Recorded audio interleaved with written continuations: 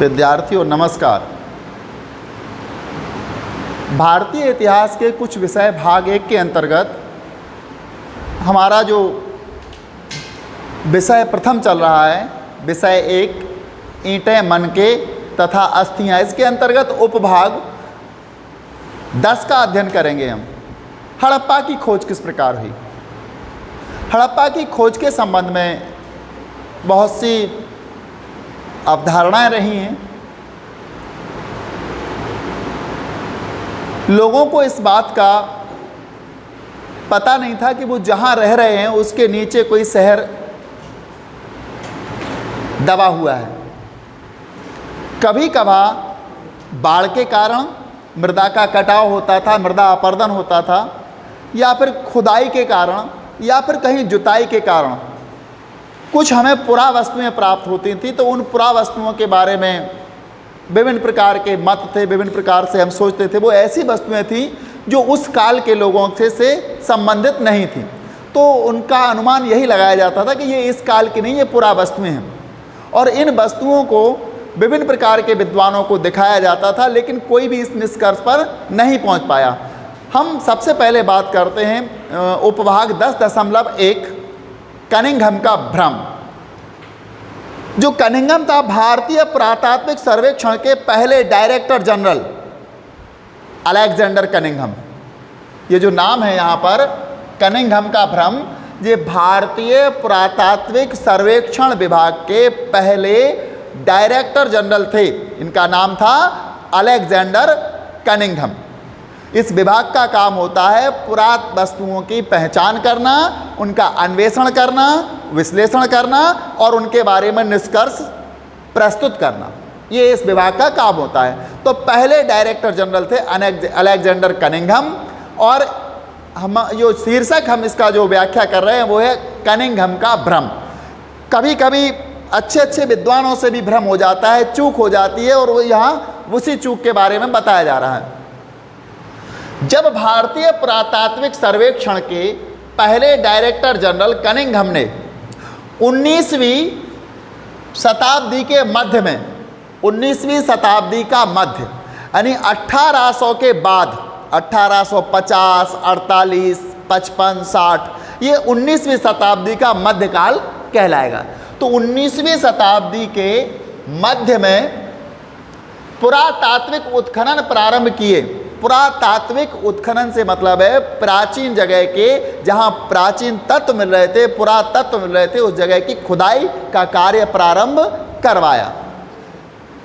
उत्खनन प्रारंभ किए तब पुरातत्वविद अपने अन्वेषणों के मार्गदर्शन के लिए लिखित स्रोतों का प्रयोग अधिक पसंद करते थे।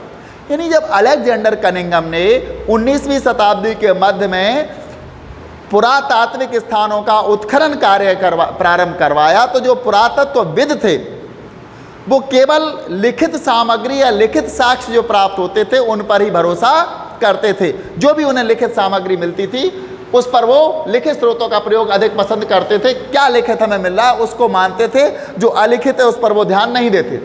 यहाँ तक कि कनिंघम की मुख्य रुचि भी आरंभिक ऐतिहासिक, कनिंघम की मुख्य रुचि किसमें थी? आरंभिक ऐतिहासिक, लगभग 6ठी शताब्दी ईसा पूर्व से 4थी शताब्दी ईसवी तक। 6ठी शताब्दी ईसा पूर्व से 4थी शताब्दी ईसवी तक का काल होता है 1000 वर्ष का। ये 1000 वर्ष के काल, जिसको प्रारंभिक इतिहास का काल माना जाता है, तथा उसके बाद के कालों से संबंधित पुरातत्व में ही, आरंभिक पुरातत्व में ही भरोसा रखते थे। कौन? Alexander Cunningham. 6ठी शताब्दी ईसा पूर्व से 4थी shताब्दी ईसा पूर्व तक का जो काल था आरंभिक इतिहास का काल, और इसी पर वो भरोसा रखते थे कनिंघम। इसके बाद कहते हैं आरंभिक बस्तियों की पहचान। जो आरंभिक बस्तियां थी इसकी पहचान के लिए उन्होंने 4वीं से 7वीं शताब्दी के ईस्वी के बीच, 4वीं शताब्दी से लेकर के 7वीं शताब्दी ईस्वी के बीच उपमहाद्वीप में आए चीनी बौद्ध तीर्थयात्रियों द्वारा, चीन से बौद्ध तीर्थयात्री भारत आए थे और इन यात्रियों द्वारा छोड़े गए वृत्तांतों का प्रयोग किया। जो यात्री यहाँ आए, चीन से जो बौद्ध यात्री आए थे, उन यात्रियों ने जो भारत के बारे में लिख दिया, उन्हीं को उन्होंने इतिहास का आधार बना लिया था। कनिंघम ने अपने सर्वेक्षण के दौरान, जब भी कनिंघम ने सर्वेक्षण किया उसके दौरान मिले अभिलेखों का संग्रहण, उसने जो अभिलेख मिले थे उनका संग्रहण जब सर्वेक्षण कर रहा था तो उसको जो लिखित सामग्री प्राप्त हो रही थी, चाहे वो चीनी तीर्थयात्रियों के वृत्तांत हों या कुछ और लिखित सामग्री हो, उन या कोई ग्रंथ हो, इन्हीं के आधार पर अभिलेखों का संग्रहण, प्रलेखन उन्हें इकट्ठे किए, प्रलेखन उन पर लेख लिखे तथा अनुवाद भी किया, उनका ट्रांसलेशन भी उनने किया था। पता नहीं वो किस भाषा में होंगे, उस भाषा का अनुभव, उस भाषा का विश्लेषण किया और उसका अनुवाद सामान्य भाषा में किए जिससे ज़्यादा से ज़्यादा लोग उसको पढ़ सकें। उत्खनन के समय वे ऐसी पुरावस्तुओं को खोजने का प्रयास करते, जब भी उत्खनन होता, खुदाई होती, तो वो ऐसी प्राचीन जो वस्तुएं थी, पुरावस्तुएं थी, उनका खोजने का प्रयास करते जो उनके विचार में सांस्कृतिक महत्व की थी। जो कल्चरल इंपॉर्टेंस की जो वस्तुएं होती थी, सांस्कृतिक महत्व की जो वस्तुएं होती थी, उन वस्तुओं पर वो ज़्यादा ध्यान देते थे कि ये सांस्कृतिक महत्व की वस्तु है। हड़प्पा जैसे पुरा स्थल जो चीनी तीर्थयात्रियों के यात्रा कार्यक्रम का हिस्सा नहीं था और जो एक आरंभिक शहर नहीं था, कनिंघम के अन्वेषण के ढांचे में उपयुक्त नहीं बैठता था। यानी हड़प्पा के बारे में वो कहते हैं कि हड़प्पा चीनी यात्रियों के यात्रा वृत्तांत का भी हिस्सा नहीं था और कनिंघम के जो शहरों के बारे में उन्हें जो जानकारी थी उसका भी हिस्सा नहीं था।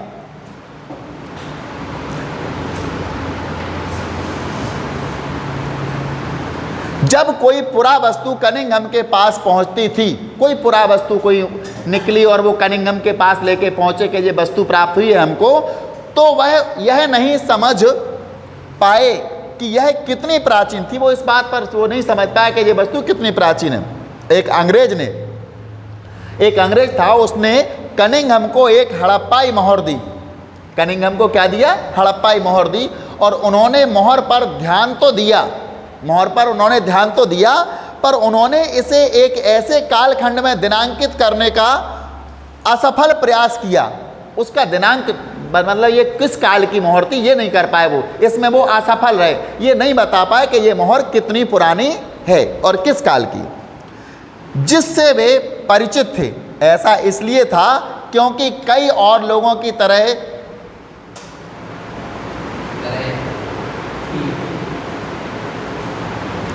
भी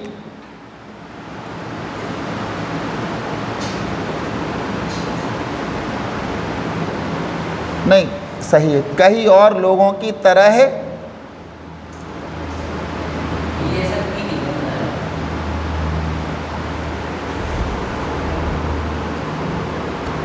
भारतीय इतिहास का प्रारंभ गंगा की घाटी में पनपे पहले शहरों के साथ ही हुआ था। उन्होंने ये देखा कि जैसे और लोग विचार करते हैं कि हमारे देश में इतिहास का प्रारंभ गंगा की घाटी में जो शहर पनपे थे उन्हीं के साथ हुआ था, लेकिन ये पता नहीं था कि गंगा के पहले भी एक नदी थी सिंधु, उसके बारे में किसी को कुछ ज्ञात नहीं था। जैसे और लोग मानते थे, कई और लोगों की तरह ही उनका भी यही मानना था कि भारतीय इतिहास का प्रारंभ गंगा की घाटी में पनपे पहले शहरों के साथ ही हुआ। उनकी सुनिश्चित धारणा के चलते यह कोई आश्चर्य की बात नहीं है।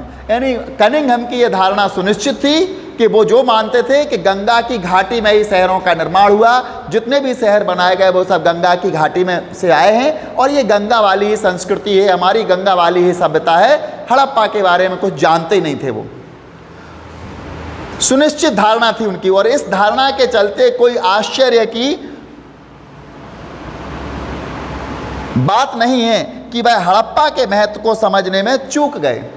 आपके अंदर कोई एक धारणा पनप जाए, किसी भी व्यक्ति के अंदर, आपके अंदर हो, हमारे अंदर हो, किसी के अंदर एक धारणा पनप जाए तो वो और किसी पर ध्यान नहीं देता और किसी को वो मानता ही नहीं है। अगर आपके मन में एक बात डाल दी जाए कि इतिहास सबसे अच्छा विषय है तो आपको और चीज़ अच्छी लगेगी नहीं। क्योंकि धारणा तो धारणा है। आपको ये एक आपके मन में धारणा हो जाए कि हमें प्रातः 5 बजे बिस्तर छोड़ना ही है, तो ये आपकी धारणा है। अब डॉक्टर भले ही आपसे कुछ कहे, डॉक्टर आपसे कहे कि 5 की जगह आप 7 बजे जगो तो स्वस्थ रहोगे, लेकिन आप नहीं जाग पाओगे 7 बजे, आप 5 बजे जागो, क्योंकि आपके मन में धारणा घर कर चुकी है, धारणा स्थापित हो चुकी है। तो अलेक्जेंडर कनिंघम के मन में भी एक धारणा आ चुकी थी कि गंगा नदी के किनारे ही शहरों का निर्माण हुआ। प्रारंभिक शहरों का निर्माण या इतिहास की शुरुआत गंगा नदी के समीप हुई है, इसलिए वो और किसी विषय पर सोचता ही नहीं था। इसलिए इसको कहा गया है कनिंघम का भ्रम।